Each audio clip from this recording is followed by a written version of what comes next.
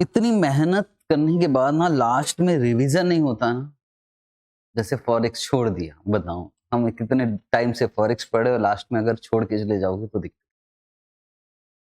Revision जरूरी है, और रिवीजन उस समय जरूरी है कि आपका एग्जाम उसके 2 महीने पहले रिवाइज हो जाए कंप्लीटली, और उसके लिए मेरा पिक्चर में आना जरूरी है, क्योंकि मेरे बिना आपकी हिम्मत नहीं होने वाली रिवीजन। यही है बस।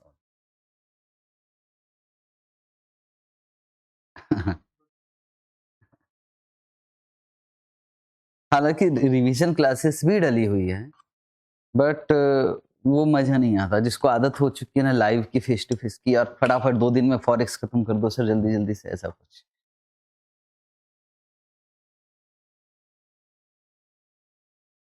आपका अटेम्प्ट कब ड्यू है? What?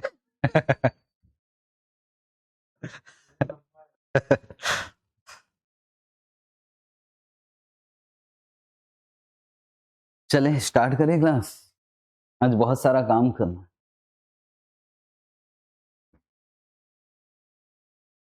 Good morning Priyanshu, Sunil, rhythm, good morning.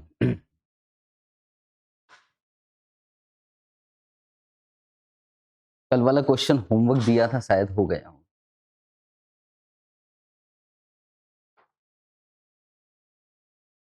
ठीक है अंजना, गुड मॉर्निंग। आओ दिमाग चलाएं। Hello Somnath, good morning. मतलब है ऑनलाइन में तो बच्चे देख ले।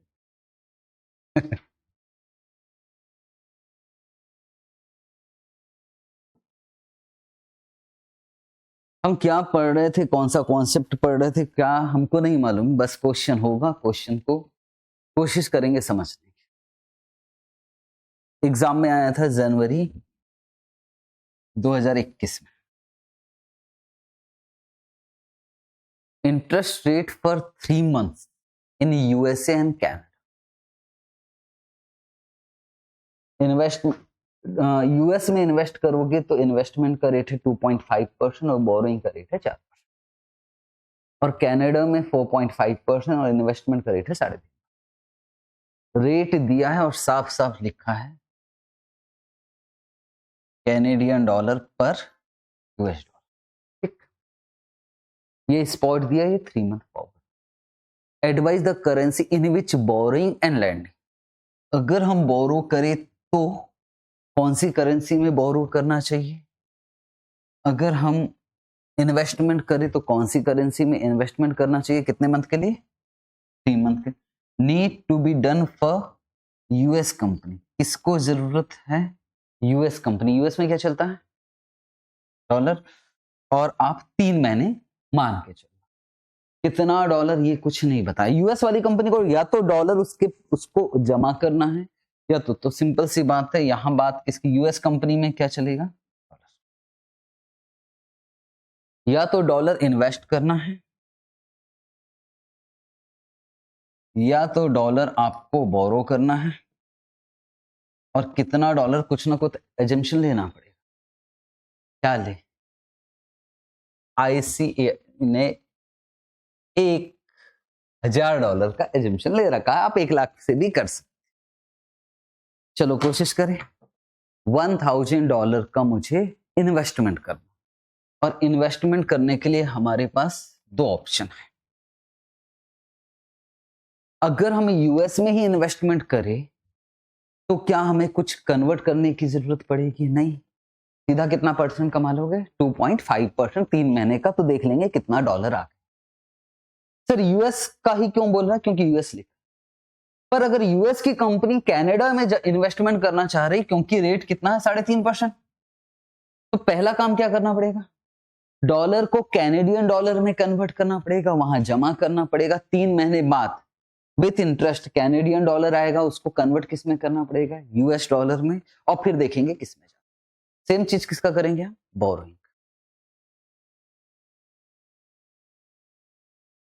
तो पहले हम बोरिंग इन्वेस्टमेंट वाला ले लें और फिर बोरिंग वाला।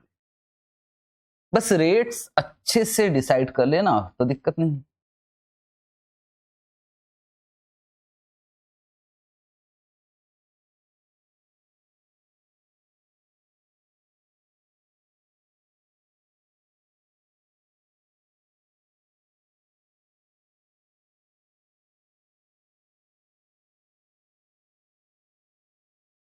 इन्वेस्टमेंट।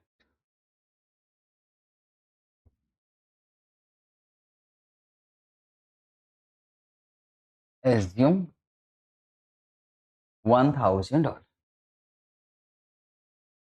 सिर्फ बोरो करके इन्वेस्टमेंट करेंगे, हमको ऐसा लग रहा है। नहीं नहीं नहीं नहीं, प्रियांशु ऐसा नहीं लिखा है कि बोरो करके इन्वेस्टमेंट कर रहे हैं। बोरोइंग का अलग बताना पड़ेगा और लैंडिंग का अलग।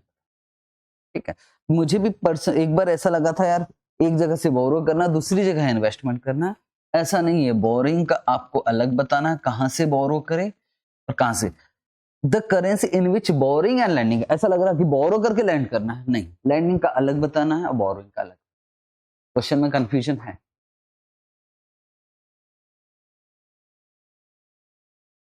और पहला ऑप्शन है, पहला ऑप्शन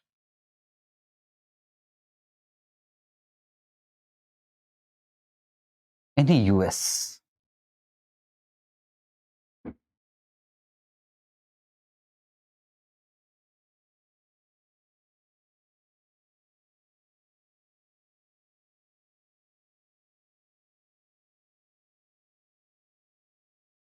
तो इन्वेस्टमेंट यहां तो कुछ जरूरत ही नहीं है। $1,000, इसमें प्लस क्या कर देंगे हम लोग, इंटरेस्ट $1,000 का कितना परसेंट,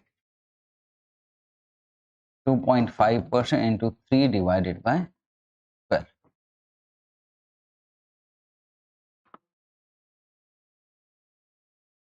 एक ही आंसर आएगा। टेक 3 में, हाँ 90 डिवाइडेड बाय 360 कीजिए तो भी।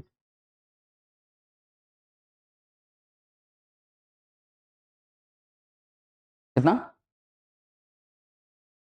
6.2। तो टोटल कितना डॉलर हो जाएगा यूएस कंपनी के पास, 1।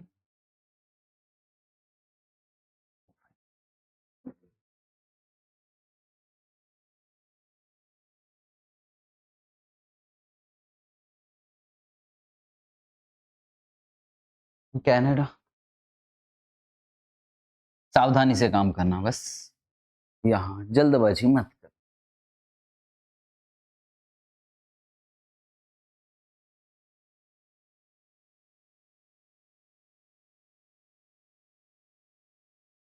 हमको जमा करना है कनाडा में, तो पहले बैंक को हम क्या देंगे, $1,000, मतलब डॉलर देंगे, और बैंक हमको क्या देगा, कैनेडियन डॉलर्स। रेट किसका दिया है, डॉलर का। बैंक क्या करेगा, डॉलर खरीदेगा, खरीदेगा तो रेट कौन सा आएगा, 1.235।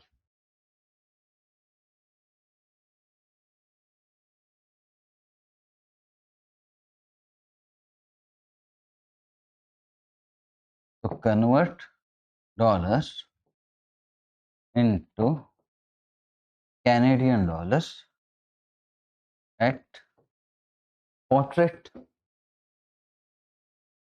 और स्पॉट रेट दिया है कैनेडियन डॉलर पर डॉलर, कौन सा लेंगे हम, 1.235।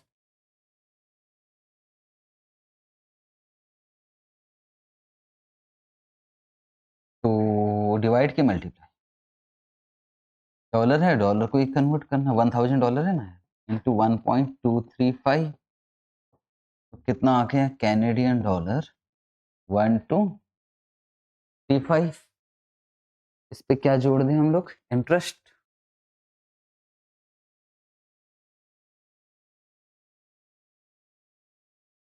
कैनेडियन डॉलर 1.235 इंटू कितना परसेंटेज,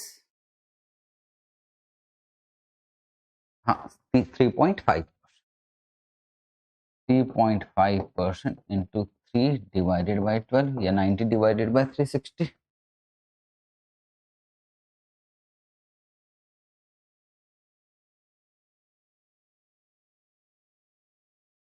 10.81। तो टोटल कितना आ गया भाई हमारे पास,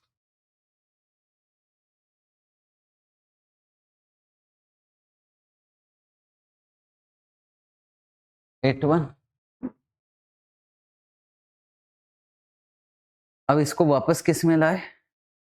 डॉलर।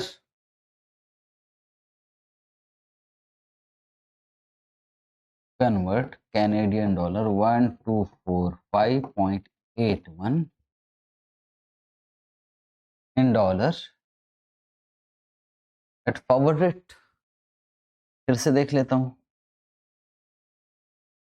हमारे पास कैनेडियन डॉलर आया तो हम कैनेडियन डॉलर दे देंगे, बदले में हमको डॉलर मिल जाएगा।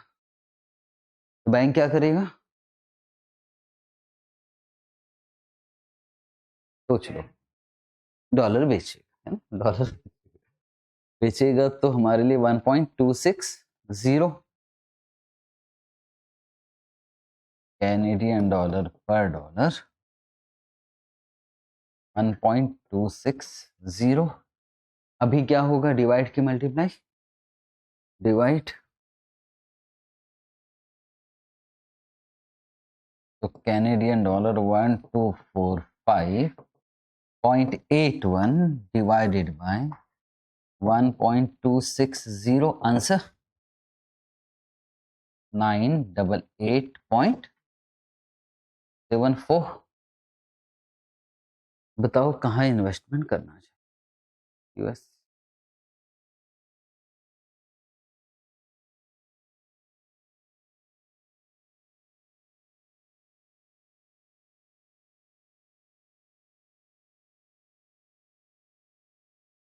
Is better.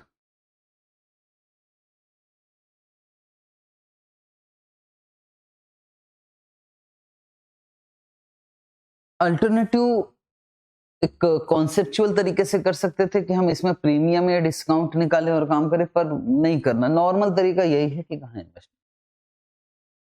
ओके, अब बात किसकी करेंगे? बोरिंग।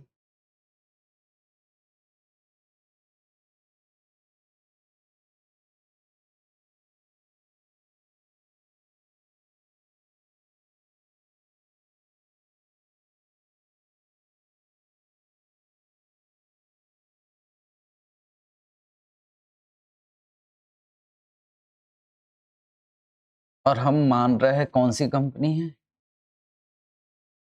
US company. और यूएस कंपनी को $1000 की जरूरत है, तो बोरो कहां से करें?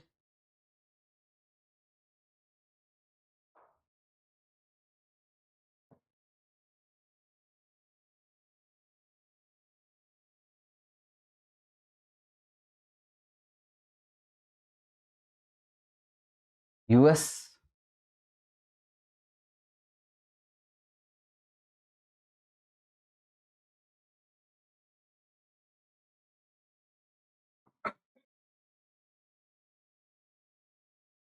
कितने का लोन लिए हो आपने? $1000।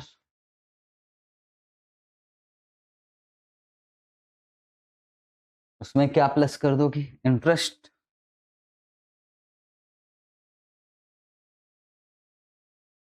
$1000 का कितना परसेंट? यूएस में बोरिंग रेट कितना है? यूएस में बोरिंग रेट है 4।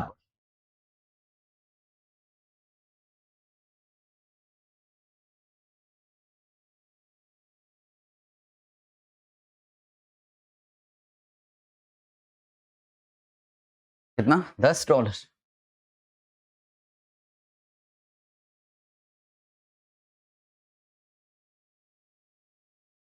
1010।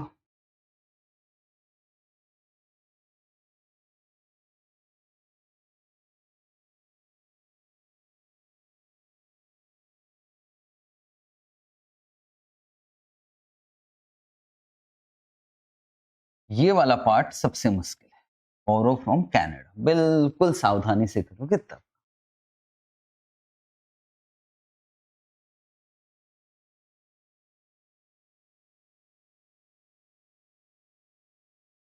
हम्म। हमको कहां से उधार लेना है और हमको कितने फंड की जरूरत है? $1000।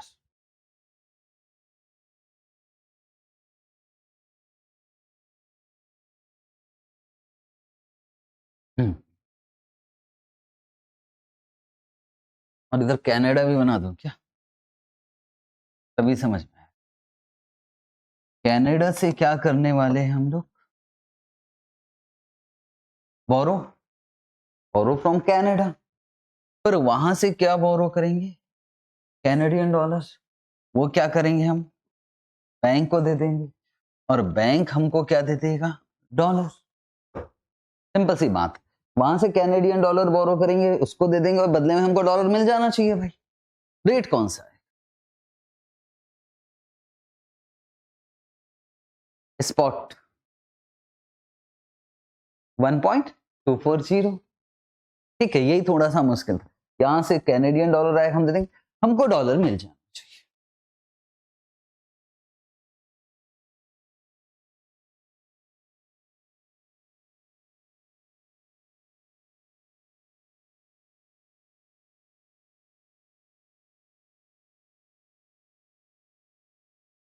ऐसे लिख देता हूं सिंपल।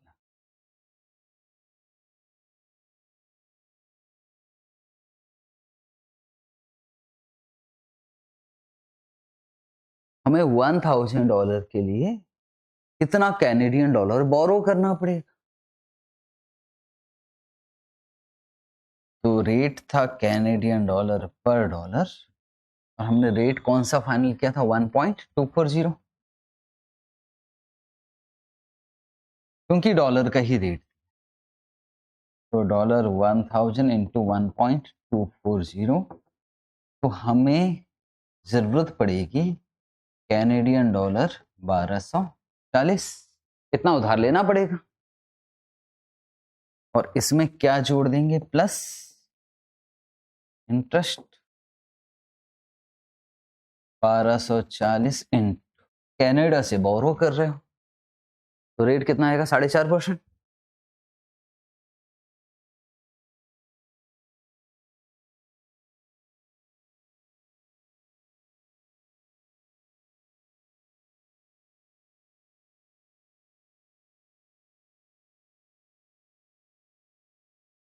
$13.95। तो बता सकते हो कितना रिपे करना पड़ेगा हमें 3 महीने बाद?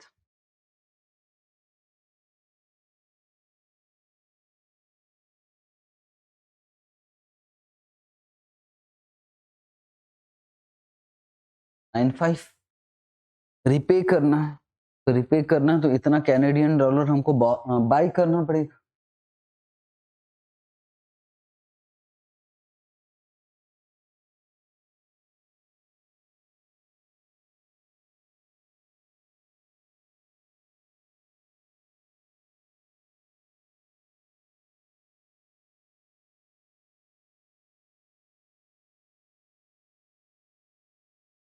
अब की बार क्या होगा?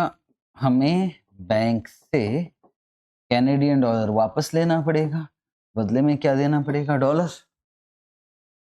कौन सा रेट? बेड रेट कौन सा? 1.255।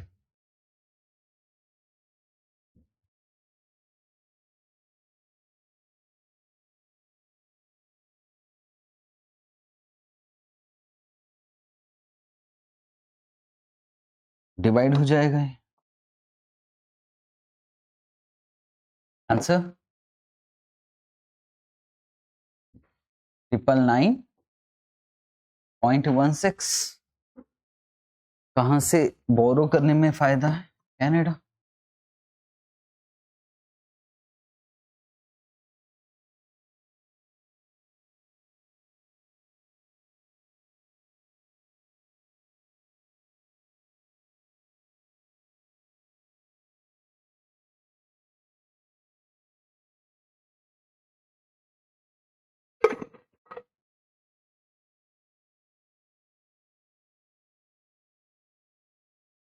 क्वेश्चन सीरियसली अच्छा है, समझ में नहीं आता एक बार में। एक बार में ऐसा लग रहा है कि बोरो करके इन्वेस्ट कर।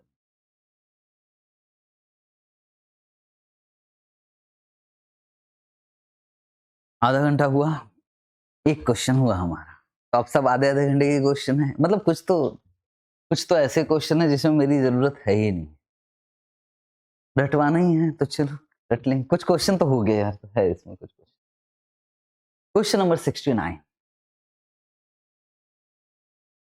इंटरनेशनल कैश मैनेजमेंट नाम है इसका या स्वैपिंग है, खैर जो भी नाम है, हमको नाम के चक्कर में पढ़ना ही नहीं। हम एक बार क्वेश्चन रीड करेंगे तो हमको शायद कुछ चीजें समझ में आ जाए।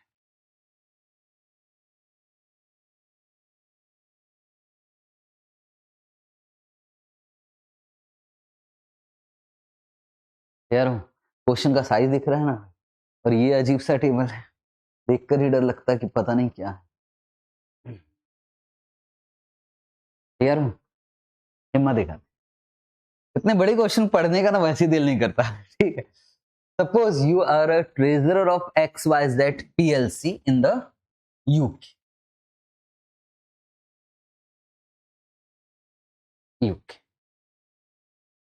XYZ के पास सब्सिडरीज है दो, वन बेस्ड इन एम्स्टर्डम और एक कहां है, स्विट्जरलैंड। एक है एम्स्टर्डम, एक है स्विट्जरलैंड। ठीक, Dutch subsidiaries has a surplus euro. Dutch मतलब कौन सा, यूके में क्या चलता है, पाउंड।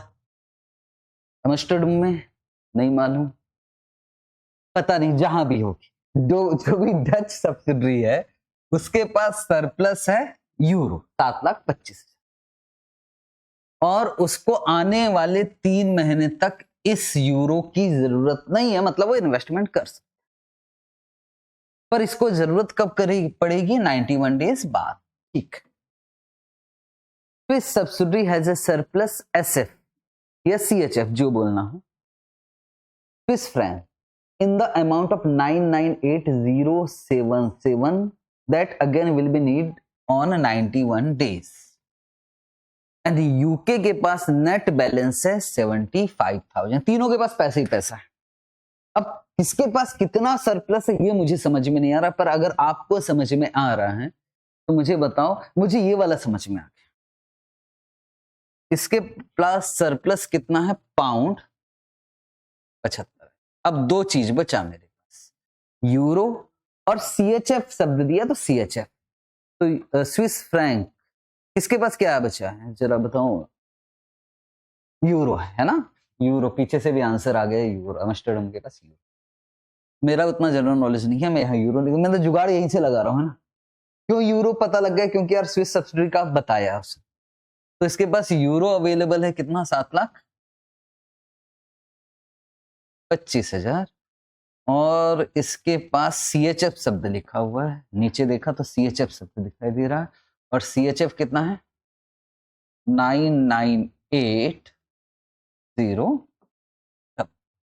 सबके बाद, और कितने दिनों के लिए अवेलेबल है, 91 days. XYZ PLC in UK as a net balance, ठीक है, और उसको भी 90। Given rates below, what is the advantage of swapping euro and Swiss franc into sterling, मतलब पाउंड। क्या बोला है ये मुझे अभी समझ में नहीं आया, अभी आगे मैं बढ़ता हूं।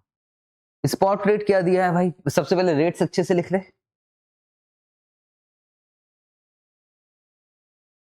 इसके साथ पाउंड जुड़ा हुआ है ना, जुगाड़ लगाओ ना कि क्या लिखा, पाउंड पर यूरो। यार इंस्टीट्यूट चाहो ना बहुत अच्छे से लिख सकता है, पर लिखता नहीं है, ये गलत बात। और ये भी दिख रहा है हमको CHF पर पाउंड।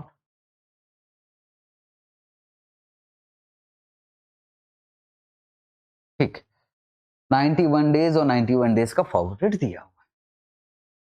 आगे क्या लिखा, एक टेबल बनाया गया, interest rate for the deposit 91 days का परसेंटेज पर एनम में दिया, 0 से 1,00,000, 1,00,000 से ऊपर 5,00,000 तक, 5,00,000 से ऊपर 10,00,000 तक, 10,00,000 से ऊपर। मेरे ख्याल से ये अमाउंट है कि कहां कितना जमा करो। अगर आप पाउंड में इन्वेस्ट करोगे तो पाउंड हमारे पास कितना रखा हुआ भाई, 75,000। 75,000 किधर फंसेगा, 1%, कितना इंटरेस्ट मिलेगा। यूरो कितना रखा है हमारे पास, 7,25,000। यूरो पर कितना आएगा ब्याज? 7,25,000 मतलब 2% इनकम टैक्स में मत घुस जाना। 2%, तो इनकम टैक्स वाले बोलते सुनो ना सर, एक जुगाड़ है, 1,00,000 तक 0.25%, 1,00,000 से ऊपर 5,00,000, ऐसे में तो यही करते रह जाओगे क्वेश्चन में। प्लीज इनकम टैक्स को छोड़ देना। 7,00,000 से बचे 2%, ठीक है। और यहां क्या आ गया? यूरो 99 कुछ था, है ना, 8077, किधर जाएगा ये? 5 से 10 के बीच में, मतलब हाँ। वो ये कह रहा कि यार ज्यादा पैसा जमा करोगे ना भाई, ज्यादा इन्वेस्टमेंट अगर आप ज्यादा करोगे तो आपको रेट ऑफ इंटरेस्ट ज्यादा मिलेगा। ठीक है, यहां तक बात समझ में आ रही? बैंक वाला कभी भी स्लैब के हिसाब से नहीं देता इंटरेस्ट। ठीक है, आगे बढ़ते, इंटरेस्ट निकाल लेंगे। मांग क्या रहा है? क्वेश्चन ही खत्म हो गया। What is the advantage of swapping euro and Swiss franc into pound? अब सुनो मेरी बात, हम कहां के रहने वाले हैं? यूके, है ना, यूके में होल्डिंग कंपनी यूके। अब मैं कैश मैनेजमेंट कर रहा हूं। मैंने कहा यार चलो यार इंटरेस्ट कमाते हैं। अब इंटरेस्ट कमाने के दो तरीके हैं मेरे पास समझना।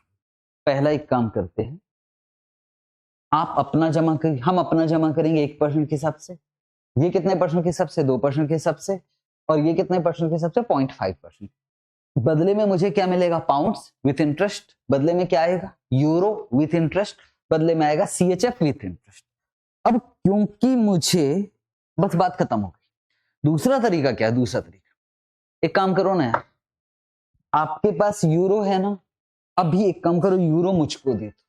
मैं किसकी बात कर रहा हूं? पाउंड। तो यूरो को अभी पाउंड में कन्वर्ट कर देते, तो पाउंड अभी मेरे पास 75,000 पाउंड है, और ज्यादा पाउंड हो जाएगा। फिर इनसे भी CHF वाले से बोलेंगे कि यार स्वैपिंग बोल रहे हैं कि आप भी मुझे क्या दे दीजिए? CHF कन्वर्ट कर लेंगे, उसको किस में कन्वर्ट कर लेंगे? पाउंड। हो सकता है पाउंड मेरे पास बहुत ज्यादा जमा हो जाए आज, और अगर ज्यादा जमा हो गया तो इंटरेस्ट तो बहुत जबरदस्त मिलने वाला है। एक ये तरीका है कि मैं स्वैपिंग कर दूं। स्वैपिंग कर दूं मतलब इसको किस में कन्वर्ट कर दूं? पाउंड्स में, और जमा कर लेते। ठीक है, या तो इंडिविजुअल बेसिस पे जमा करते, पर कंपैरिजन नहीं हो पाए। सोचो ना यार, सोचते। हाँ, इधर तो पूरा पाउंड हो गया, इधर क्या हो गया? पाउंड, इधर क्या हो गया? यूरो, इधर क्या हो गया? CHF। कंपैरिजन करने के लिए कुछ ना कुछ तो करना पड़ेगा। इन सबको, ये तो पाउंड में ही आएगा, ये किस में आएगा? यूरो में। तो यूरो को 3 महीने बाद फॉरवर्ड रेट पे कन्वर्ट करेंगे, और इसको भी फॉरवर्ड रेट पे देखेंगे कि यार पाउंड में किस में ज्यादा अच्छा आंसर आ रहा है। ठीक है, ओके सर। सर मतलब ये बात समझ में आ गई कि स्वैपिंग का एडवांटेज बोल रहा है, तो स्वैपिंग में तो हम सबके सबको पाउंड में कन्वर्ट करेंगे, लेकिन इंडिविजुअल बेसिस पे करेंगे तो आपको लास्ट में सबको पाउंड्स में ही कन्वर्ट करना पड़ेगा, तभी आप कंपैरिजन कर पाओ। वैसे भी हमारी होल्डिंग कंपनी यूके की है, तो हमको पाउंड में ही काम करना, और उसमें बोला भी है किस में कन्वर्ट करना है? पाउंड। तो पहले क्या चाहते हो, इंडिविजुअल बेसिस पे करें, या फिर पहले इंडिविजुअल बेसिस पे करते, फिर सबको बुला लेंगे एक साथ, जिसको बोलेंगे विदाउट स्वैपिंग। टेबल बना के करें कि ऐसे अलग अलग करें? ऐसे ही करते हैं ना, हमको कैसे पता लगे एग्जाम में टेबल बनाना है कि नहीं बनाना? टेबल में और कंफ्यूजन होता, फिर वो रटने वाली बात।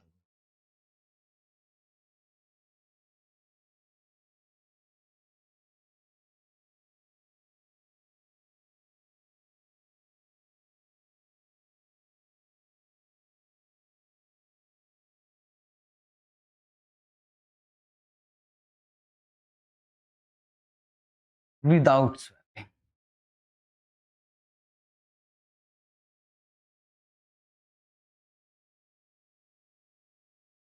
यूके वाले के पास सरप्लस कितना है? 75,000। ठीक, तो सीधा सीधा विथ इंटरेस्ट देख लेते हैं, कितना पाऊं?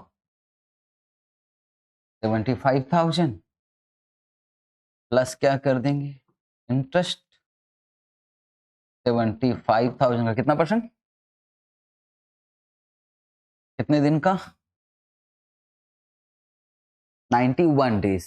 तो 91 डिवाइडेड बाय क्या लेना चाहिए? 91 डिवाइडेड बाय 365।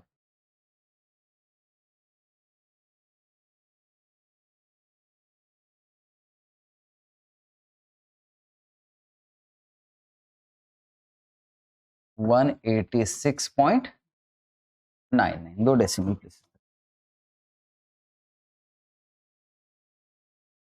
पाउंड 75186.99।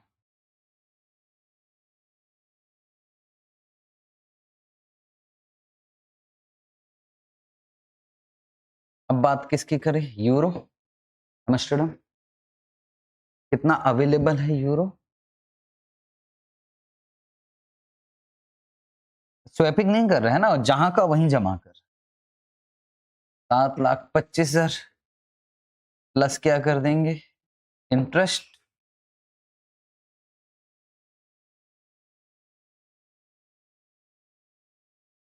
यूरो 7,25,000।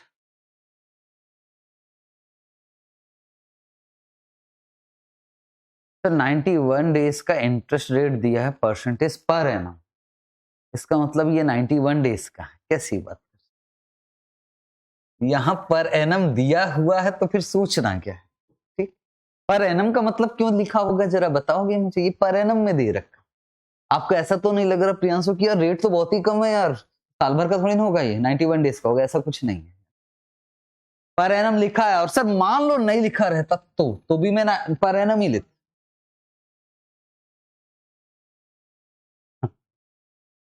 तो 7,25,000 कितना परसेंट था?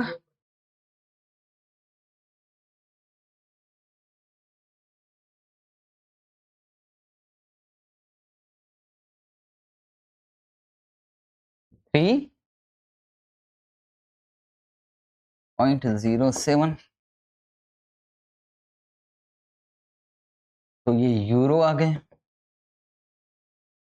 728,615 पर क्योंकि इसको हमको पाउंड में कन्वर्ट करना पड़ेगा। ठीक है, पाउंड में कन्वर्ट करना पड़ेगा ताकि कंपैरिजन कर सके कि यार टोटल मिलाकर पाउंड, अगर इंडिविजुअल बेसिस पे इन्वेस्टमेंट करते तो टोटल मिलाकर पाउंड कितना जमा हो जाए। रेट्स में तो हम एक्सपर्ट हो चुके हैं मेरे ख्याल से, और नहीं भी हुए तो मैंने तो बताया ना, मैं तो बहुत अच्छे से करता हूँ। टाइम में टाइम होता है एफएम के पेपर में, तो बैंक बनाने में क्या दिक्कत? हाँ। हमारे पास क्या है? यूरो है ना। तो सर हम यूरो देंगे और बैंक हमको क्या देगा? पाउंड। मतलब बताओ बैंक क्या करेगा? यूरो खरीदेगा। खरीदने का रेट बिड रेट। मैं सीरियसली बता रहा हूं, ये बना लिया ना, रेट में कंफ्यूजन ही नहीं होगा, बस ये बनाना आना चाहिए। तो पर दिक्कत क्या है मालूम है? हमको तो 91 डेज का चाहिए। प्लस होगा कि माइनस?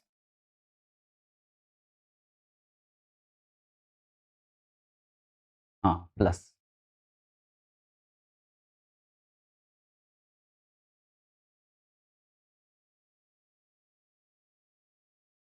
तो रेट क्या काम का है हमारा?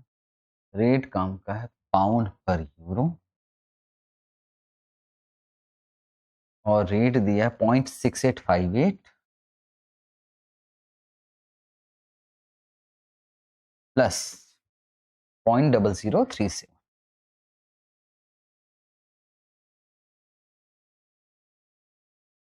तो कितना आ रहा था यार ये? पॉइंट पॉइंट अब डिवाइड होगा कि मल्टीप्लाई? मल्टीप्लाई 728,615.07.6895। तो पाउंड कितना हो गया? 502,380.09। यूरो के बाद पहुंच जाते हैं हम CHF। कितना अवेलेबल है हमारे पास CHF? CHF 998077। इस पे क्या ऐड कर देंगे हम लोग? Interest. CHF 998077 into 0.5% into 391 divided by 365। CHF आ गए 1244.18। तो टोटल CHF कितना हो गया भाई?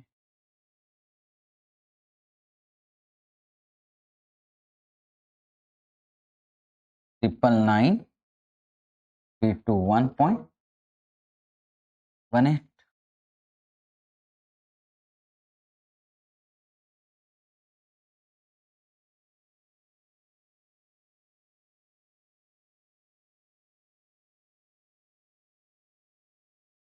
इसको क्या करना पड़ेगा? Convert into pound.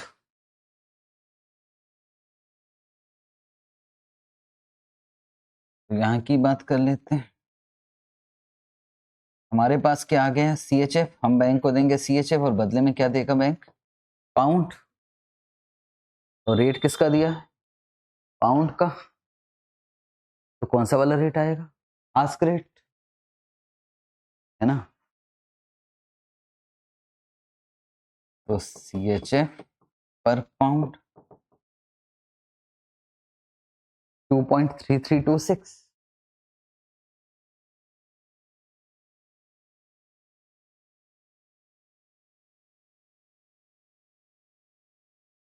और क्या आएगा? -0.0228।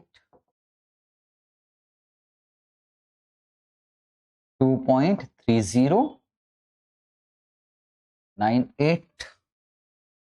ठीक। डिवाइड होगा कि मल्टीप्लाई इस बार? डिवाइड।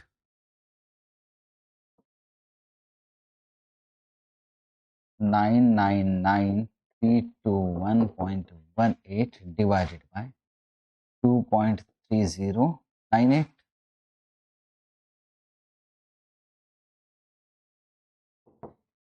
कितना पाउंड हो गए? 432644.03। तो total pounds after 3 month.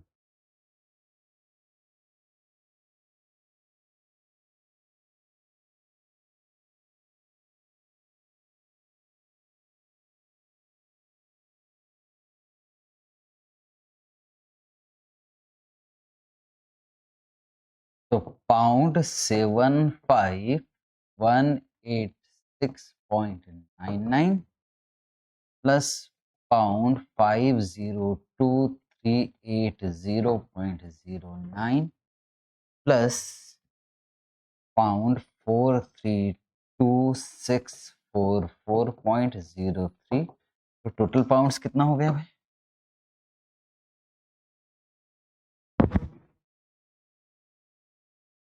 102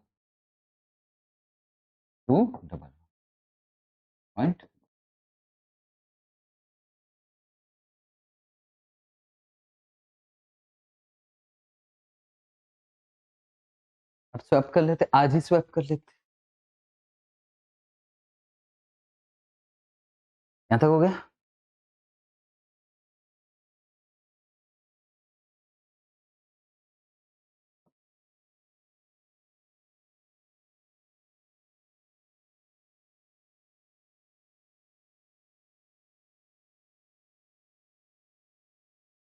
with swapping.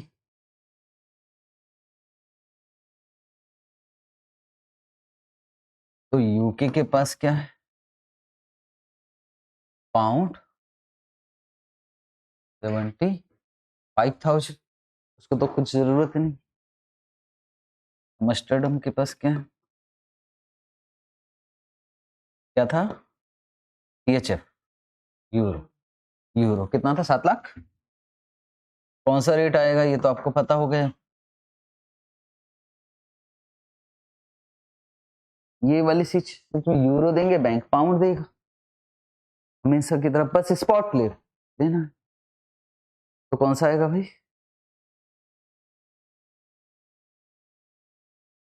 685 divide की मल्टीप्लाई 685।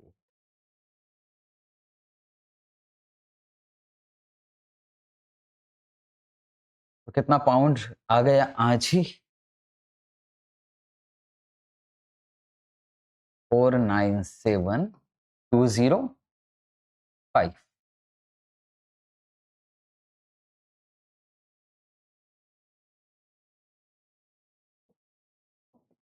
CHF था 998077। फिर वही वाली बात है, हम बैंक को CHF देंगे, बैंक पाउंड बेचेगा 2.3326, और ये डिवाइड की मल्टीप्लाई, पाउंड का ये रेट दिया, CHF को कन्वर्ट करना है ना, divide 2.3326।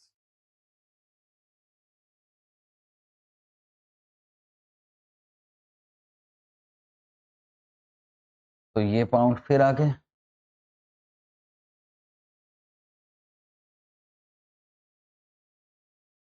Four two seven double 8.76। तो आज कितना पाउंड जमा हो गए हमारे पास?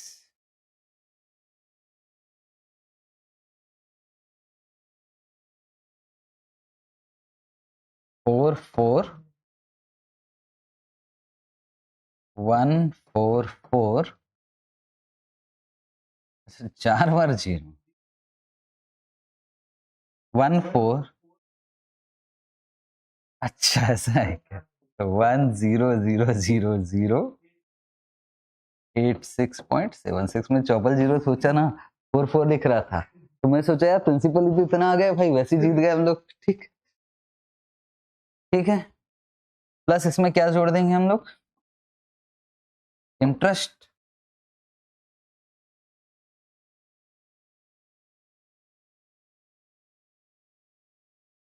अब की बार किधर जाएगा? से ऊपर चला गया 5.375%। 5.375% इंटू 91 डिवाइडेड बाय 365।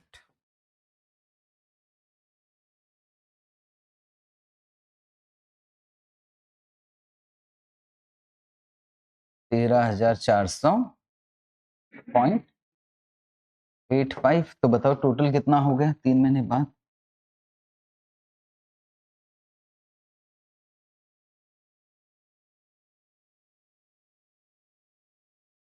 10,13,488.61। तो किसमें फायदा है?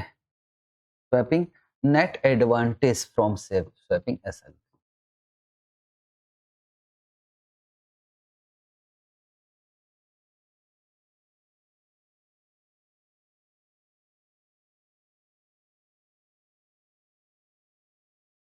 पाउंड 10,13,488.61 माइनस पहले कितना आया था without swapping?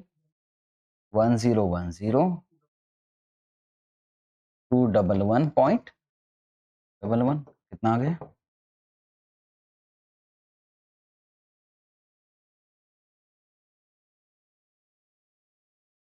T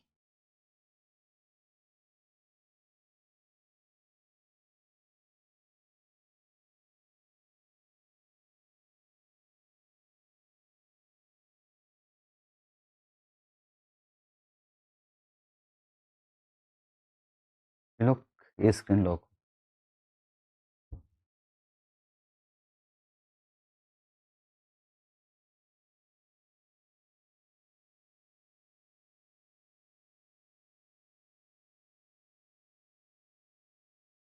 sir conversion समझ नहीं आए, जब आप यूरो देकर पाउंड ले रहे हैं तो बिड लेते थे, जब सीएचएफ देकर पाउंड ले रहे हैं तो आस्क ले रहे हैं। भाई साहब भाई साहब, मतलब यार एक ही रेट लो ना यार, क्यों परेशान कर रहे हो? मैं परेशान कहाँ कर रहा हूँ? अगर इधर भी पाउंड का रेट देता ना तो दोनों आस्क की आस्क ले लेता, या दोनों बिड ही बिड। एक में पाउंड पर यूरो दिया, एक में सीएचएफ पर पाउंड दिया। मैं सिंपल सी बात बोल रहा हूँ कि जल्दबाजी मत करो, जल्दबाजी आप ऐसे बनाओ ना यार, दिक्कत क्या है? और देखो मैंने तो पहले दिन का रूल्स था कि जिसका रेट दिया बैंक उसको क्या कर, बस इतना सोचोगे टेंशन खत्म। ठीक है, तो इसी वजह से आपको ऐसा लग रहा है एक में भी हम, इसमें भी यूरो दे रहे, इसमें सीएचएफ दे रहे, एक में आप बिड ले रहे हो, एक में आस्क ले रहे हो, क्योंकि रेट किसका दिया वो आपको दिख।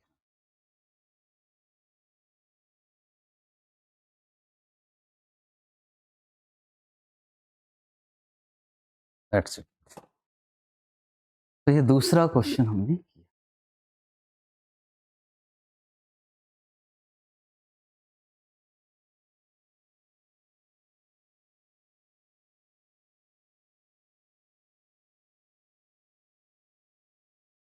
सीक्वेंस में चलने देते हैं और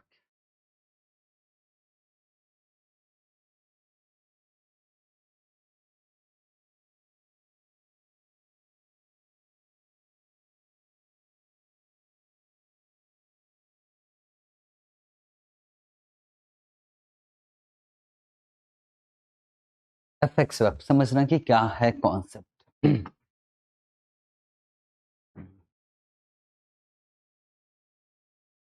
सपोज यार, सपोज मुझे बाहर पेमेंट करना है, ठीक है, समझना। और सर बाहर पेमेंट करना है $1,00,000, $1,00,000 पेमेंट करना है। शायद मैं वहां क्या कर रहा हूं, मैं वहां कर रहा हूं इन्वेस्ट। और जब आएगा तो वहां से जब वापस आएगा तो हो सकता है $1,15,000 आ जाए 1 साल बाद। इन्वेस्टमेंट कब कर रहा है? आज। आप बैंक के पास जाते हो तो बैंक आपको ₹पर का एक स्पॉट रेट दे देता है 60, ठीक है, एक बिड और आस्क, समझ रहे हो? और यहाँ ₹पर का रेट आपको दे देता है, मान लो 62। प्रॉफिट निकाल सकते हो आराम से। मुझे बताओ जब जाएगा तो कितना जा रहा है? $1,00,000 आपको खरीदना पड़ेगा कितने के हिसाब से? 60 के हिसाब से। और 1,15,000 कितने के हिसाब से कन्वर्ट होगा? 62 के हिसाब से। तो देखा जाए तो आपको फायदा दिख ही रहा है। और कितने का दिख रहा है आपको? सिंपल सी बात है, $1,00,000 इंटू 60, तो बोलो पैसा कितना गया मेरे जेब से? 60 लाख रुपए। इसको मैं इसलिए नहीं लिखवा रहा हूँ, इसको लिखना मत, क्योंकि ना फिर कॉपी बहुत हैवी हो जाएगी। ये भी याद रखो, ये भी याद। और 1,15,000 62 के हिसाब से तो कितना आ जाएगा? 71,30,000। तो टोटल मिलाकर प्रॉफिट कितने का हो गया? यहाँ प्रॉफिट निकल सकता है 71,30,000 आया और 60 लाख गए, कितना? 11,30,000। ठीक। अब यार ऐसा है कि हमारा काम बहुत ज्यादा इंपोर्ट एक्सपोर्ट का, पैसा जाता है पैसा आता है, तो हम बैंक से कहते हैं कि बैंक यार सुनो ना यार, स्पॉट रेट तो ठीक है, ये फॉरवर्ड रेट जो है ना आप 62 के हिसाब से खरीद रहे हैं, हमको थोड़ा बेटर रेट चाहिए। बार्गेनिंग की जा सकती है बैंक से कि यार हम आपसे खरीदते भी है बेचते भी है, तो हमको थोड़ा सा बेटर रेट चाहिए। बोले ठीक है बेटर रेट दे सकता, हम स्वैप कर लेते। स्वैप देखना है। बोले देखो ऐसा है कि हमारा जा रहा कितना है? 1,00,000, वापस कितना आने वाला है? 1,00,000। तो यार कम से कम जो पैसा जाने वाला जो पैसा आने वाला उसके लिए बेटर रेट तो दे दो।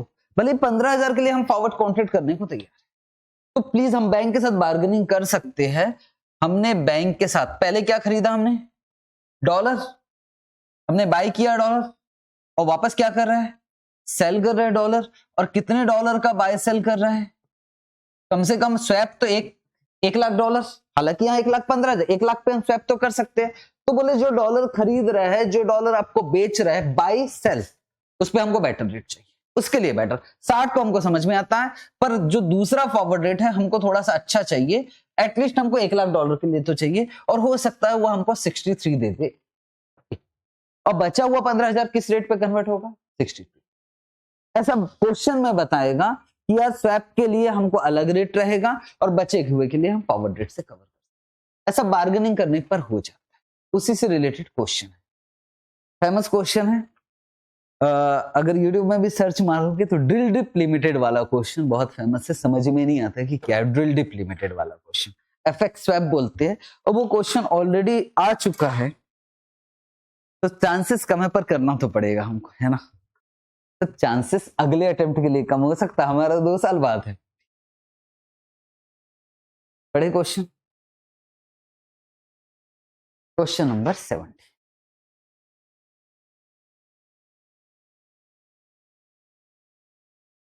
याद रखना कि ये क्वेश्चन बहुत अच्छा है, बहुत अच्छा तो नहीं बोल सकता, समझ में नहीं आता कि क्या बोल रहा है, और अभी आपको भी समझ में नहीं आएगा थोड़ी देर बाद, एक बार रुक तो जाते, एक बार समझते क्वेश्चन, पढ़ के देखते।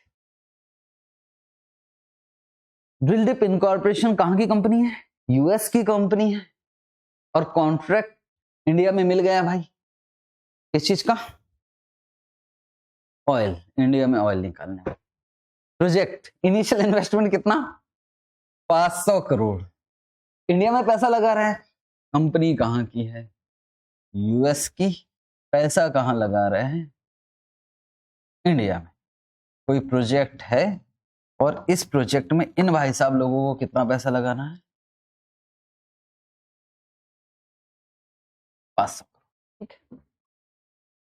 The oil field along with the equipment will be sold to Indian government. ये पास एक बार ऑयल का काम हो गया, उसके बाद हम लोग बेच देंगे जितना भी प्रोजेक्ट में पैसा लगा। कितने में बेच देंगे? 740 करोड़ इन 1 ईयर। मतलब 1 साल बाद हमको यहां से वापस ले जाना पड़ेगा। कितना रुपया वापस ले जाना पड़ेगा? 740 करोड़। ठीक। किस बात का डर? अभी तो 500 करोड़ लगा, इनको किस बात का डर है? कि हम यूएस के इस बार, है ना, हम इंडिया के नहीं।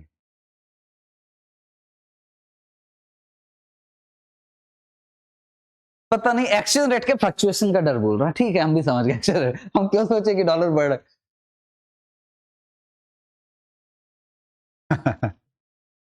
ठीक है, मार्केट में क्या चल रहा है सर, ऑयल की वजह से कितना हम बर्बाद हो रहा है हमको मालूम है। ठीक है, हम बात ही नहीं करना चाहते मार्केट।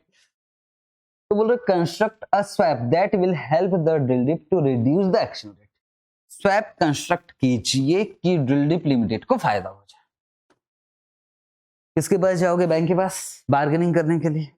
किस बात की? कि चलो ना बैंक, हम खरीद भी रहा है रुपया, ये रुपया खरीद रहा है ना, ये रुपया खरीद भी रहा है, रुपया बेच भी रहा है, तो बैंक के साथ कहेंगे चलो स्वैप कर देते हैं।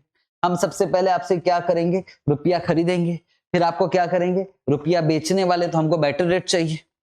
ठीक है, पर ये पॉइंट नंबर 1 से समझ में नहीं आएगा, पॉइंट नंबर 2 से समझ में आएगा। पॉइंट नंबर 2 पढ़ के देखते हैं क्या लिखा। Point number B, assuming that, मतलब ये दोनों एक साथ पढ़ना है, ऐसा नहीं पॉइंट नंबर 1 अलग जवाब बी, दोनों एक साथ। Assuming that Indian government offer, Indian government ही ऑफर कर रही है a swap at spot which is $1 is equal to 50। $1 कितने का है? 50 का, इन 1 year.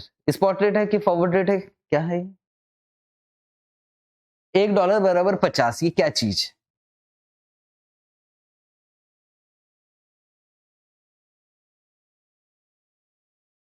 Assume that Indian government offer a swap at spot rate which is $1 is equal to ₹50 in 1 year। 50 वाले rate पे 1 साल बाद स्वैप करोगे तो 50 के हिसाब से काम हो जाएगा। ये बात। Then should be company should opt for this option। क्या कंपनी को ये ऑप्शन एक्सरसाइज करना चाहिए? मतलब ये हमारे पास दूसरा ऑप्शन है, या तो फिर कुछ ना करे। पहला, स्वैप एग्रीमेंट कर लेते हैं, स्वैप किस रेट से हो रहा? 50, या तो फिर कुछ नहीं करते हैं, स्पॉट रेट आफ्टर 1 ईयर। अगर कुछ भी नहीं करते तो 1 साल बाद स्पॉट रेट कितना हो जाएगा? 54। Further you may assume that the drill dip can also take a dollar loan, कितने परसेंट के हिसाब से? 8%।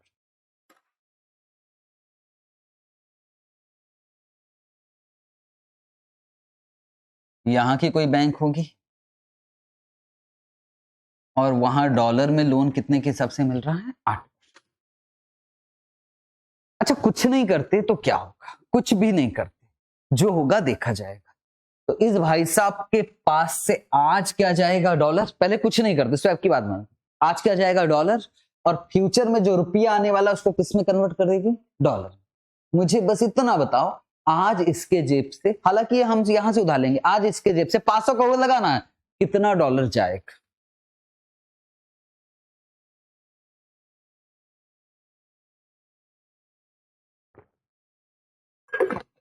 स्पॉट रेट से कन्वर्ट करना है ना यार, सिंपल सी बात है।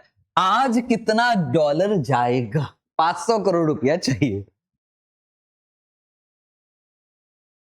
ये क्या लिखा,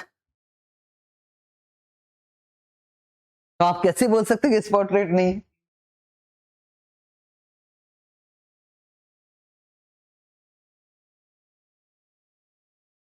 इंडियन गवर्नमेंट कह रही या कोई बैंक बोले चलो ना स्वैप करते, हमने कहा स्वैप किस रेट पे, बोले 50 के हिसाब से, जो स्पॉट रेट चल रहा है उसी के हिसाब से स्वैप करते, हम 50 में ही खरीदेंगे, एक साल बाद 50 में ही बेच देंगे। इट मींस जो स्पॉट रेट है वही आपका बार्गेनिंग वाला रेट है, वही स्वैप रेट है, अलग अलग रेट नहीं बताया।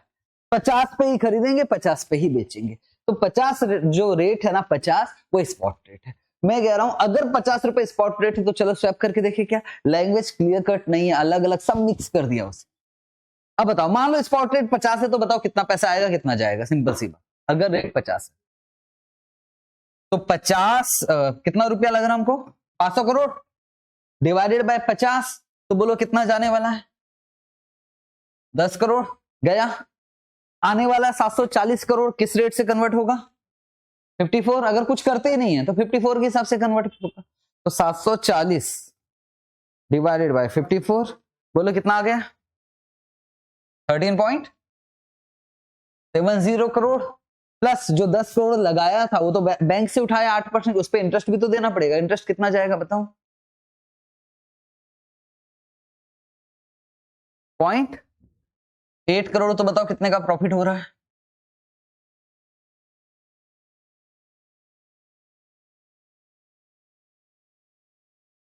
2.9। अगर कुछ नहीं करते तो, पर अगर बैंक के साथ स्वैप कर लेते, इंडियन गवर्नमेंट के साथ स्वैप कर लेते 50 के हिसाब से, जो लग रहा 500 करोड़ 50 के हिसाब से, तो आज 500 डिवाइडेड बाय 50, बोलो कितना पैसा जाएगा, 10 करोड़। फ्यूचर में आने वाला कितना है, 740 करोड़, पर स्वैप सेम अमाउंट का होगा।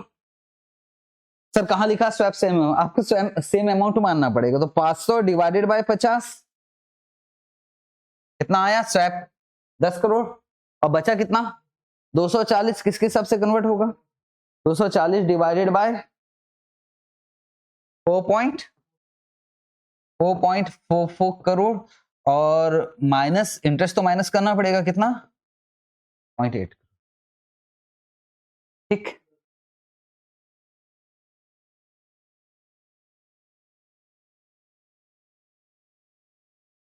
ठीक है। बस वो सेम अमाउंट में जो बोला ना वो कहीं भी लिखा नहीं, आपको सेम अमाउंट पर ही स्वैप करना पड़ेगा। हालांकि अगर प्रैक्टिकल में जाओगे तो अलग अलग अमाउंट पे भी डीलिंग होती है, ऐसा है। चलो पहले लिखते हैं point number A.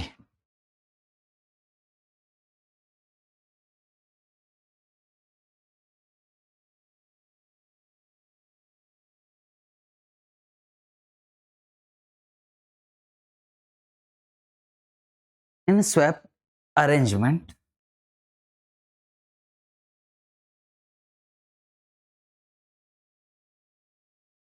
drill dip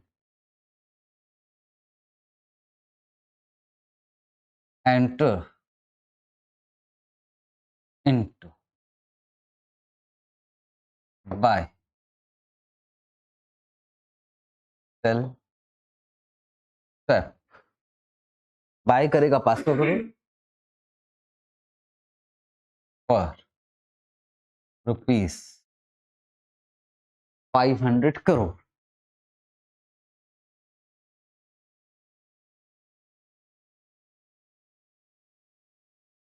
at swap rate $1 is equal to ₹50। 500 crore पे बाई सेल स्वैप किया, किस रेट पे, $1.50 के हिसाब से buy sell, this is swap rate. बात करते हैं सबसे पहले।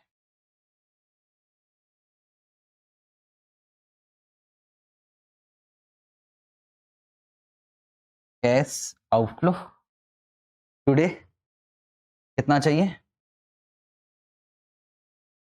500 crore divided by ₹50, 10 crore dollar. और उस पे क्या ले लेते हैं? इंटरेस्ट भी। डॉलर 10 करोड़ का कितना परसेंट? 8% साल भर का।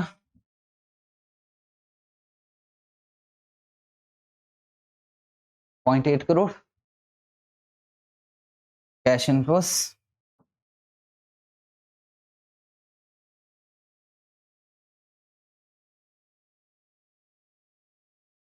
तो जो 500 करोड़ आ रहा है वो किस रेट से कन्वर्ट होगा? 50।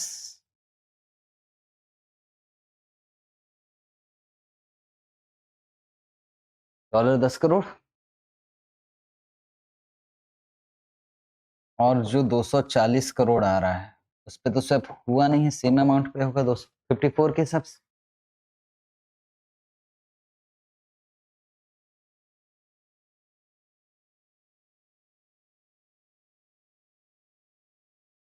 तो बताओ गेन कितना हो रहा अगर हम स्वैप अरेंजमेंट करते?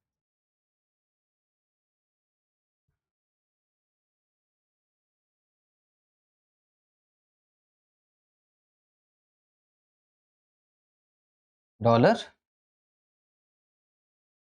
3.64।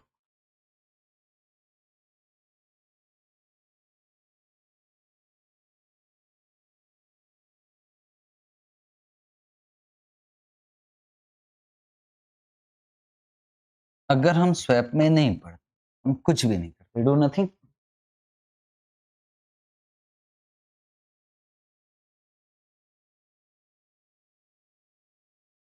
तो कैश आउटफ्लोस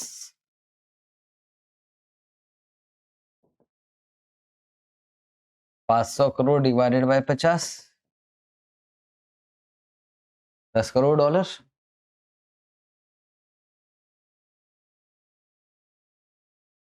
और इंटरेस्ट 0.80 करोड़।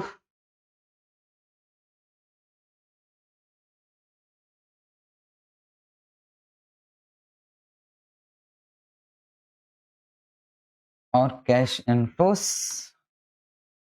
कितना आने वाला है? डॉलर 740 करोड़, पूरा के पूरा 54 के हिसाब से कन्वर्ट होगा।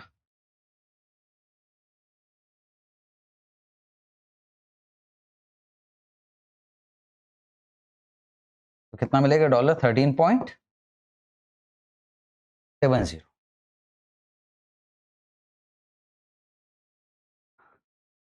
तो बोलो यहाँ प्रॉफिट कितने का हो रहा है?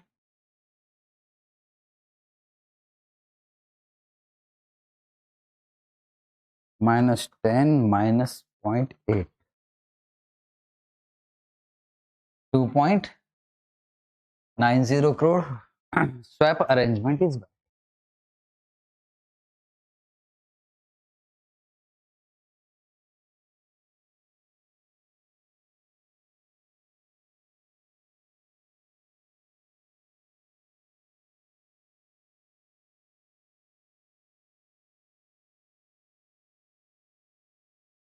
आपका इनडायरेक्ट टैक्स हो गया है क्या? Bill of lading.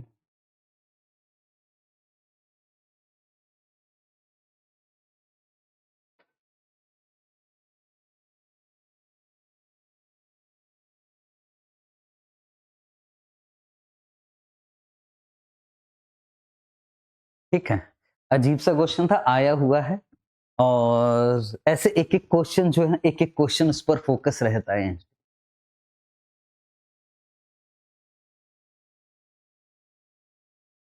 Question number 73।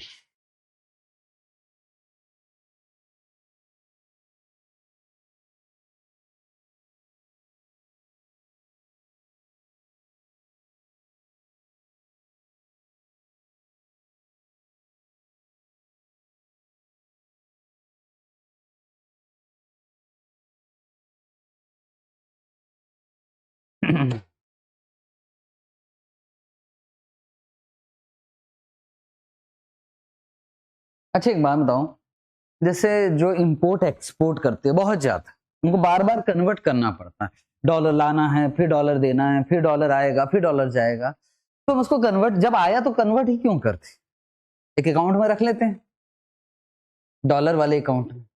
Import export का काम है, गवर्नमेंट को फैसिलिटी देना चाहिए कि आप भाई डॉलर का अकाउंट रख लो अपने पास, जो आया कन्वर्ट मत करो, उसको रखने दो, और जब देना पड़ेगा तो आपको कन्वर्जन की जरूरत नहीं, उसी में से डॉलर निकल कर दे देना, बात खत्म। ऐसा कोई अकाउंट होता है?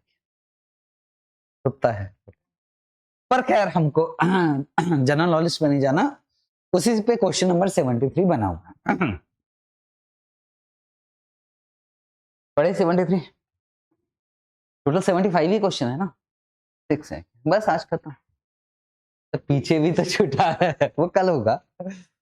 उसमें एक एनडीएफ कॉन्ट्रैक्ट छोड़ के रखा है, इस बार मैंने बोला था कि किसी भी हालत में मैं आपको बताऊं, एक एनडीएफ कॉन्ट्रैक्ट वाला क्वेश्चन, वो क्वेश्चन आना ही चाहिए, बार बार आरटीपी में डाल रहा है, एग्जाम में नहीं आया अभी तक। मुझे लगा कि इस बार आएगा, पर इस बार बहुत कुछ जगह वैसे ही मुश्किल दे दिया था, तो एनडीएफ क्यों दो, उसका लगा हो सकता आने वाले अटेम्प्ट के लिए तैयार रहना, एनडीएफ कॉन्ट्रैक्ट। ठीक है, वो कल करेंगे, कल आपको आना पड़ेगा उसके लिए। तो क्वेश्चन नंबर 73 करते हैं। देखा, मैसेस स्काई प्रोडक्ट लिमिटेड, चलो जल्दी से खत्म करते हैं, 8:45 बज गए, पता नहीं लगा। स्काई प्रोडक्ट लिमिटेड कहां के रहने वाले हैं? मुंबई। भाई साहब एक्सपोर्ट किया, export sea foods, has submitted 60 days bill पर euro 5 लाख, ड्रॉ कर रहा है under letter of credit for negotiation. क्या कहानी है अभी तक, क्या समझ, सीधी सीधी भाषा में बोलो, एक्सपोर्ट किया है तो आने वाला क्या है? यूरो, और कितना यूरो आने वाला है? 5 लाख। ड्रॉ किया है, बिल्स कभी सुना है? बिल्स रिसीवेबल और एक बिल्स पेबल होता था, बीआरबीपी।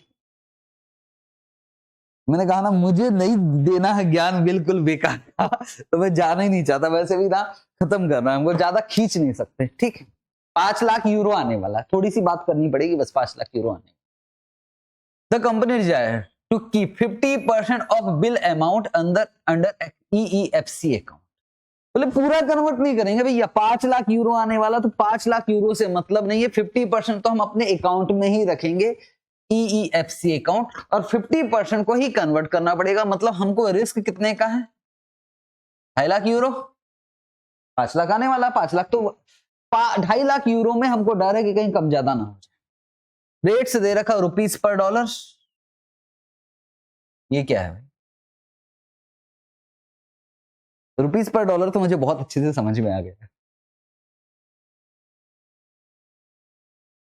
पता नहीं बाद में सोचेंगे। और रेट्स किसका दिया है? इंटरबैंक। रुपीस पर डॉलर, ये नहीं भी लिखा रहता तो भी मुझे मालूम था $1 बराबर 67 रुपया। ठीक,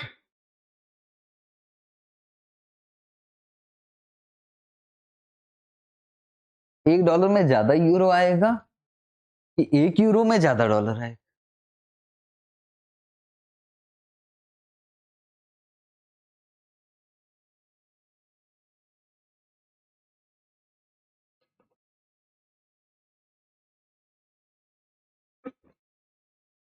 डॉलर पर यूरो, ये रुपीस पर डॉलर है, रुपीस इधर लिखा है, तो ये भी तो ना यार, डॉलर पर यूरो ज्यादा क्यों सोच रहे हो? जब ये रुपीस पर डॉलर है तो डॉलर पर यूरो हो गया। 1 यूरो में ज्यादा डॉलर आता है, डॉलर पर यूरो। ठीक है, ठीक है। और हम कहां के रहने वाले हैं? मुंबई। तो जो यूरो आने वाला है उसको हमको किस में कन्वर्ट करना है? रुपया में, रुपया में। तो यार रुपीस पर डॉलर दिया है और डॉलर पर यूरो दिया है, और मुझे क्या निकालना है? रुपीस पर यूरो। जो आने वाला है बैंक उसको खरीदेगा, तो मुझे वैसे कौन सा रेट निकालना है? सिंपल भाषा में बोलूं तो बैंक यूरो खरीदेगा, तो कौन सा रेट? Bit rate. तो बिट की तरफ फोकस करेंगे, क्रॉस रेट के माध्यम से हम काम कर लेंगे। कब आने वाला है? 60 दिन। तो 60 दिन मतलब हमारे काम का कौन सा है? 1 मंथ की, 2 मंथ की, 3 मंथ? 2 मंथ। 21-22 पैसा दिया, 40-45 सेंट्स दिया है, तो हम कन्वर्ट कर लेंगे। बस अगर आगे ना पढ़ूं तो बताओ कितना रुपया मिलेगा अगर मैं सीधा आगे बढ़ा। मार्जिन कितना है 0.1%, तो बीड में से क्या करोगे माइनस, और एक साल में कितना दिन लेना 365, क्या करना है, ठीक है। एक्सचेंज रेट बताइए, तो वही क्रॉस रेट के माध्यम से एक्सचेंज रेट, और कैश इनफ्लो बताइए कंपनी को, तो जो यूरो आएगा 2.5 लाख उसको कन्वर्ट कर देंगे, ठीक है। और ये पढ़ा ही नहीं मैंने, और ये भी नहीं पढ़ा, तो मेरा काम हो गया फटाफट से।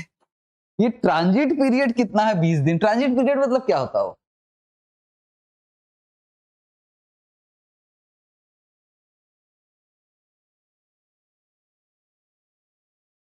ट्रांजिट पीरियड क्या हो गया 20 दिन। और अच्छा ये बताओ, interest on post shipment credit is 8%। नहीं पड़ेगा ना यार, पहले दो काम तो करें फिर उसके बाद सोचेंगे, है ना, पहले दो काम कर ले फिर मैं आगे कहानी। अगर मैंने ये दो काम पहले नहीं करवाया, पूरी कहानी बताया, तो ये दो पॉइंट भी नहीं कर पाओ, तो पहले ये दो पॉइंट कर लेते हैं अच्छे से।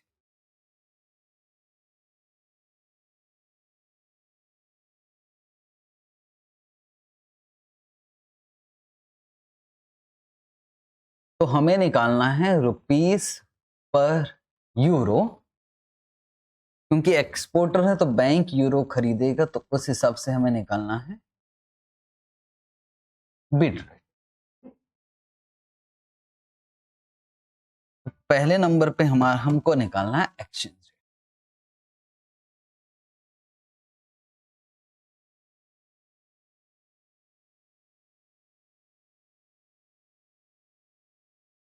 तो हमारे काम का रेट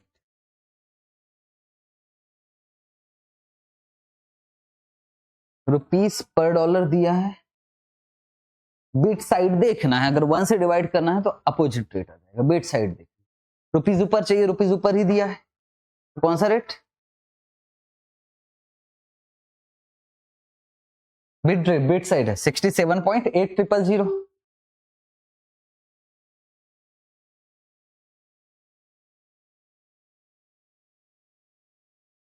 ये तो स्पॉट हो गया, 60 दिन बाद का फॉरवर्ड रेट हमको क्या करना पड़ेगा, 21 पैसा, है ना, प्लस की माइनस, प्लस।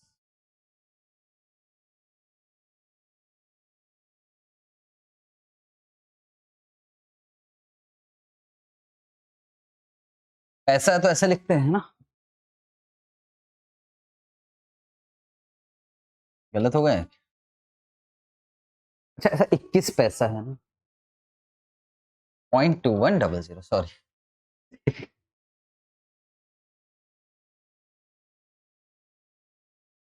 तो कितना आ गया 68.68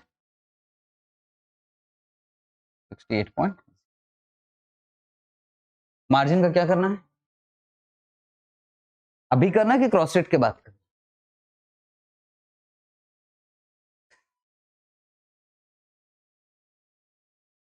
कि क्रॉस रेट निकालने के बाद,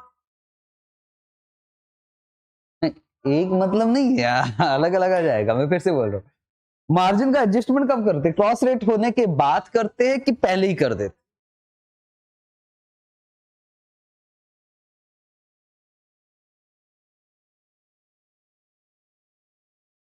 हाँ यार, है टाइम अभी हमारे पास बहुत, थोड़ा क्लियर कर ले, चीजें क्लियर हो जाए तो ज्यादा। Question number 2, page number 5.2।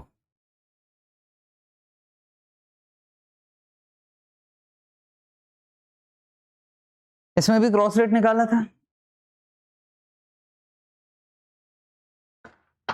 Margin का एडजस्टमेंट कब हुआ, क्रॉस रेट से पहले की क्रॉस रेट के बाद।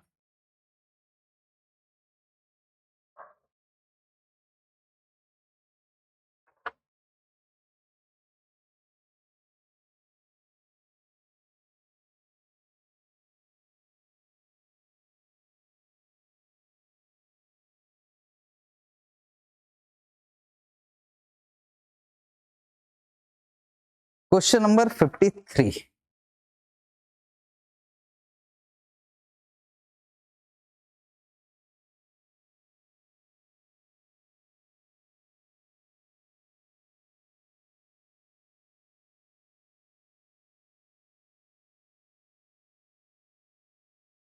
सुनो, किसी बच्चे ने कहा कि सर आपने तो बोला था यार अभी मैं पढ़वा ही नहीं रहा हूँ, इग्नोर करो इग्नोर। मैंने मार्जिन कहा इग्नोर करने के लिए बोला, ये इग्नोर करने के लिए कभी भी नहीं बोला, ये तो लेना पड़ेगा पॉइंट 1 पर। क्वेश्चन नंबर 53 में मार्जिन शुरू में किया था कि बाद में किया था?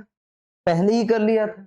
और पहले क्यों किया था इस पे बहस हो चुकी थी, उस समय आप बोल रहे थे कि सर बाद में करना है।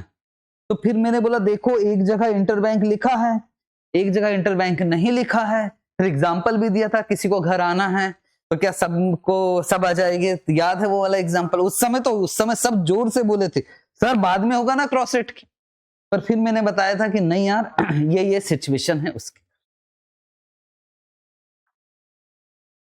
कभी भी मार्जिन का एडजस्टमेंट कब करना होता है? बाद में ही करना होता है, क्रॉस रेट निकालने के बाद।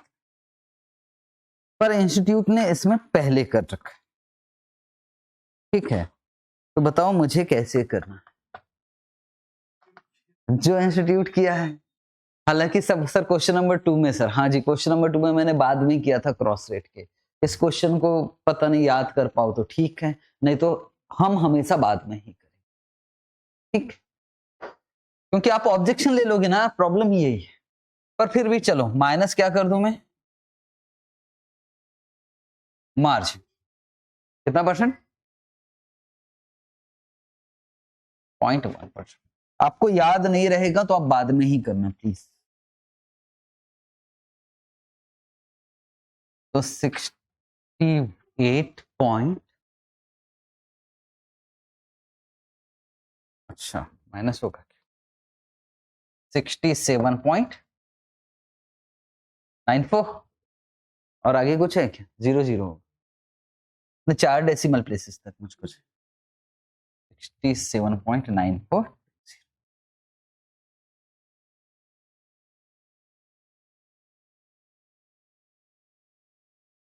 हाँ मैंने क्लास में भी बताया कि आपको एक्सचेंज मार्जिन क्रॉस रेट के बाद ही करना है। अच्छा एक कौन सा रेट चाहिए मुझे? रुपीस पर डॉलर हो गया, और एक रेट कौन सा दिया है? यूरो। यूरो नीचे चाहिए, यूरो नीचे ही दिया है तो सीधा बिड उठा लेते हैं। तो कितना दिया है? 1.077।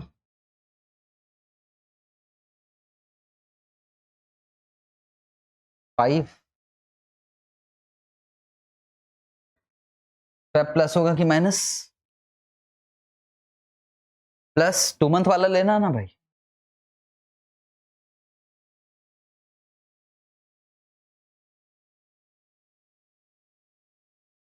कितना? 0.0040।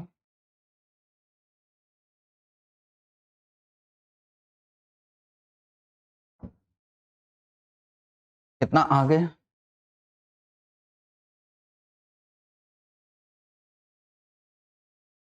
1.0815।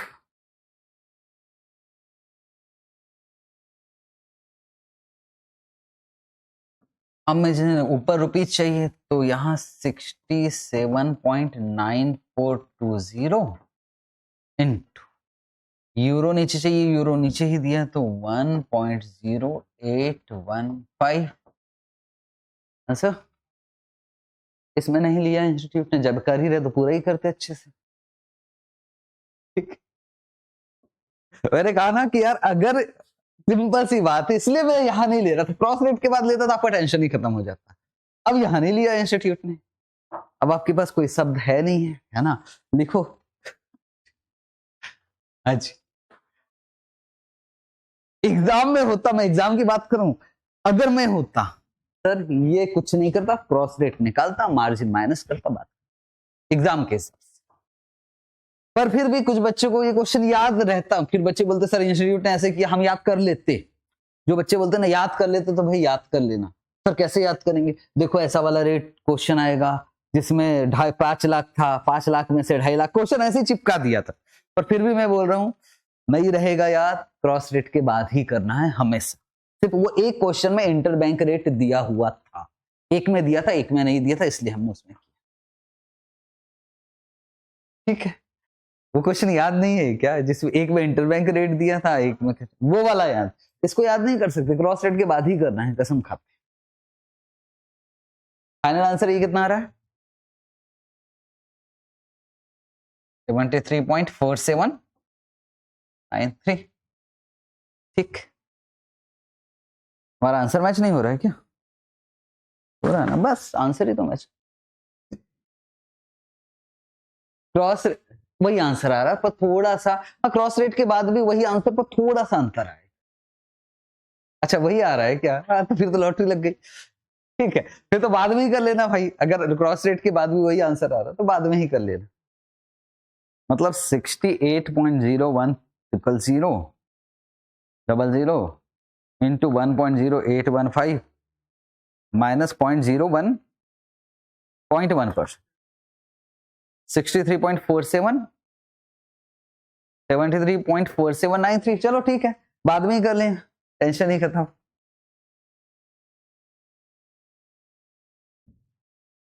तो पहला काम हो गया।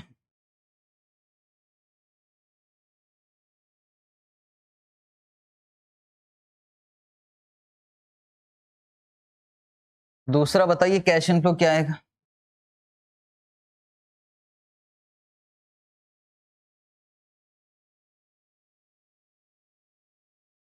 कितना यूरो? 2,50,000 मल्टीप्लाई कर दो 73.4793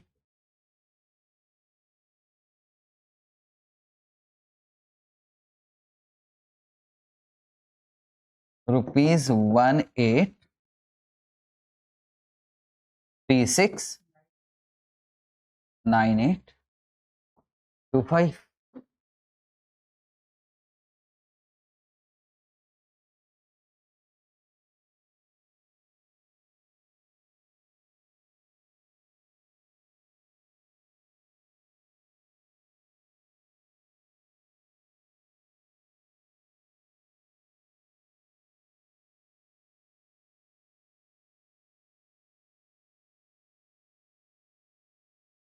interest on post shipment credit,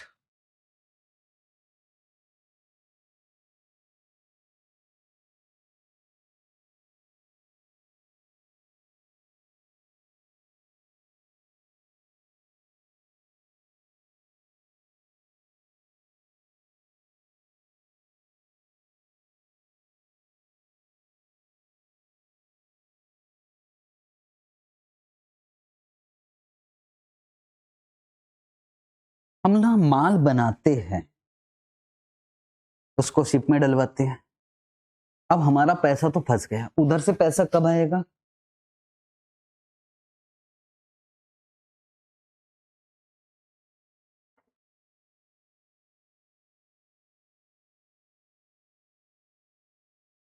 यहां से निकलेगा और इधर पहुंचेगा।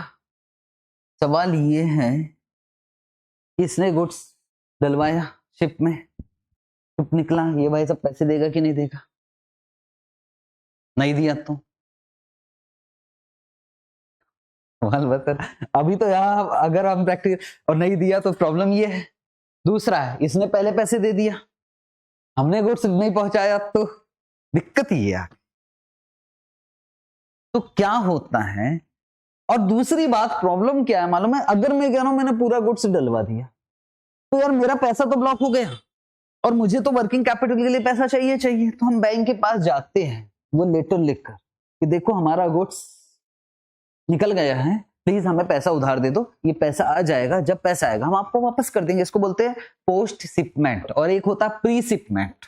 ठीक, ऑर्डर मिलते ही हमको पैसा मिल जाता है। वो सब इकोनॉमिक्स में पढ़ने के लिए। अभी मेरी बात है, यहाँ बात किसकी हो रही है? शिपमेंट के बाद मैंने पैसा उधार लिया हो, ठीक है। और कितना उधार लिया होगा सारा कैलकुलेशन करके बताया।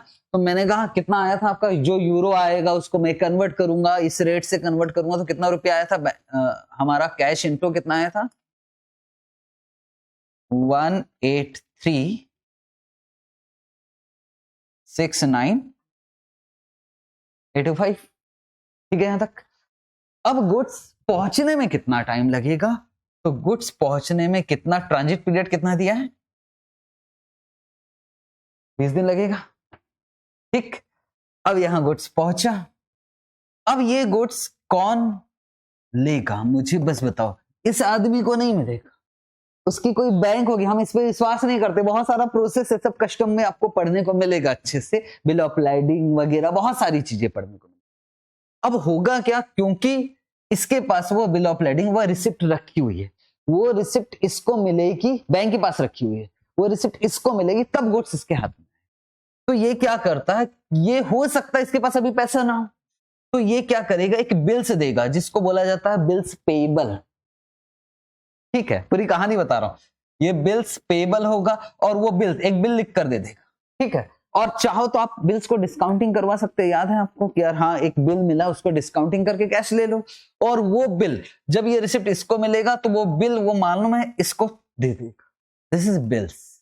और ये बिल्स ड्रॉ किसने किया है, इसने डिस्काउंटिंग करवाएगा ये। और वो बिल कितने दिन का लिखा हुआ है मालूम है, 60 दिन का।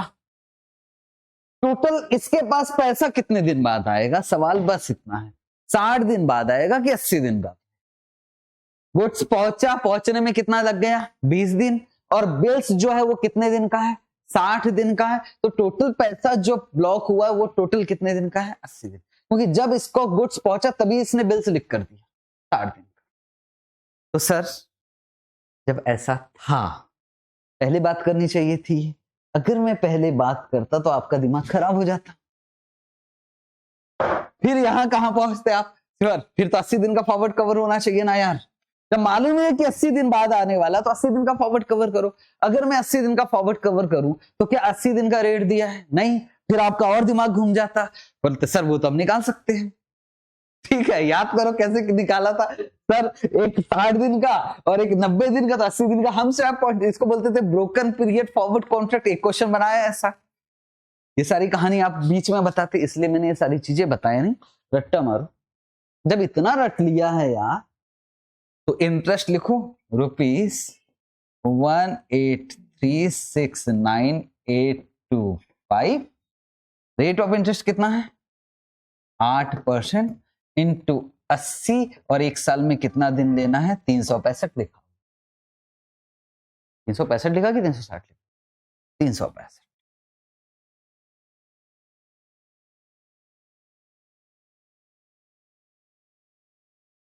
कितना, 3101। बस इतनी सी बात थी। ये वाला पॉइंट कस्टम में आराम से पढ़ेंगे, पर सुनो हमको पढ़ना, सिंपल सी बात है, 80 दिन के ब्याज ले लेना भाई, बात। ओके, अब देखा जाए कौन सा क्वेश्चन था ये, 73। अब हमारे पास 3 क्वेश्चन बचे हुए, 74, 75 और 76। और क्वेश्चन का आंसर अगर देखोगे, 74 का आंसर आपके बुक में दिखाई दे रहा है, 74 का आंसर भी दिख रहा होगा, और 76 का भी आंसर दिख रहा होगा। मतलब बिल्कुल छोटे छोटे क्वेश्चन, बिल्कुल छोटे छोटे।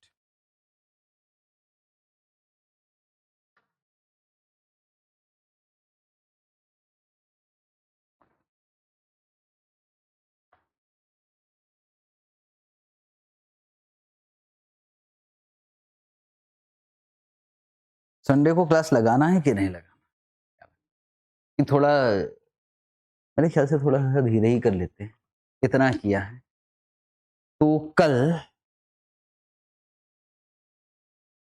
एक काम करते, कल सैटरडे है क्या, एक काम करूंगा, जो बहुत अच्छे क्वेश्चन हैं जैसे एनडीएफ वाला है, एक एक्सपोजर, 2 क्वेश्चन अच्छे हैं, और ये थोड़े से 76 और 75 थोड़े अजीब से क्वेश्चन है, तो इसको डिस्कस करूंगा मैं। तो लगा लीजिए संडे को क्लास, तो भी चल जाएगा। ठीक है, कल देखते कल हमारा कितना, कल हम आते ही पहले 2 क्वेश्चन अच्छे वाले करेंगे, उसके बाद सोचेंगे कि हमको क्या करना। ठीक है, तो कल रिलैक्स होके करते। ये आज थोड़ा सा ये वाला हैवी क्वेश्चन चला गया, और एक ड्रिल डिप लिमिटेड वाला खतरनाक क्वेश्चन। ठीक है, तो कल हम आराम से काम करेंगे, फिर सोचेंगे क्या करें।